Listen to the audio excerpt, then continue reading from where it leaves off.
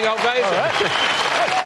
A standing ovation on Fox News for a Democrat looking to replace Donald Trump. Buttigieg's performance last night and the audience's largely positive reaction to it is likely what spooked Trump shortly before the town hall even began. He previewed the event on Twitter, writing this, quote, "Hard to believe that Fox News is wasting airtime on Mayor Pete, as Chris Wallace likes to call him. Fox is moving more and more to the losing, wrong side in covering the Dems. They got dumped from the Democrats' boring debates, and they just won in. They forgot the people who got them there." Chris Wallace said, "I actually think, whether you like his opinions or not, that Mayor Pete has a lot of substance." Fascinating biography.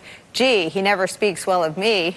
I like Mike Wallace better, and Alfred E. Newman will never be president." What a loser. What a loser. I'm sorry. I've got more to read, but hang on a second. What a flippin' loser, Heilman.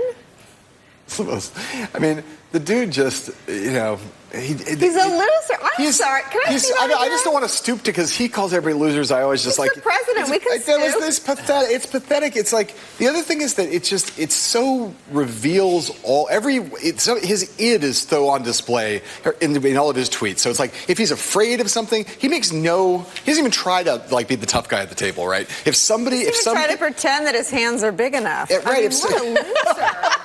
Oh boy. Okay, I'm not going. I mean, but see, I've heard this and I read this, but reading it out loud from a teleprompter made it real for me. I like his dead father, but what is wrong with it? It's pathological. It is. Look, you wouldn't accept this behavior in an elementary school teacher. We know that. You'd get suspended. You were in elementary school. He has so debased the office. Notice that what Mayor Pete did yesterday, when confronted with that, said, "I don't care about the tweets." And I think a lot of Democrats are saying, you know what? Let's just get past this. Mayor Pete's going to be in this race for a while. Can he get out of South Carolina after New Hampshire and Iowa? I don't know. We'll see. But his future is bright, because what he again demonstrated last night is he's not just smart on the policies. He's savvy. And notice when Elizabeth Warren said, "I'm not going on Fox News because they peddle hate and I'm not going to let them sell advertisers." There were different opinions about whether or not she should have done that. Mayor Pete went on, but don't overlook that Mayor Pete took a hard swing at some of the Fox hosts last night, and then specifically said, "But I know the viewers aren't necessarily bad intentioned." That was a brilliant, almost Bill Clinton-like political move. He is the best political communicator of the moment. Do we have that sound where he talks about the Fox News host? Okay, let's watch that and talk about that. Okay. We're looking for that. We have it? There it is. Especially when you see what goes on with some of the opinion hosts on this network. I mean, when you got Tucker Carlson saying that immigrants make America dirty, when you've got Laura Ingraham comparing detention centers with children in cages to summer camps,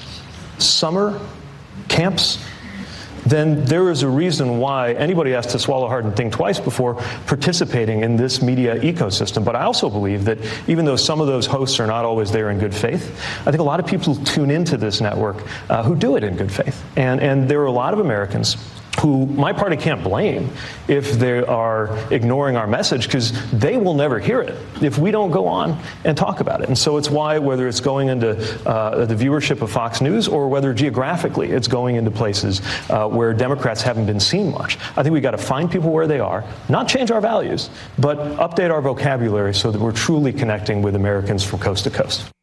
Joining the conversation, Chief White House Correspondent for the New York Times, Peter Baker. Peter Baker, you write oddly about the president's vocabulary. Talk about the piece you have today and jump into this conversation. Well, it's not new to say that the president goes places that other presidents haven't before.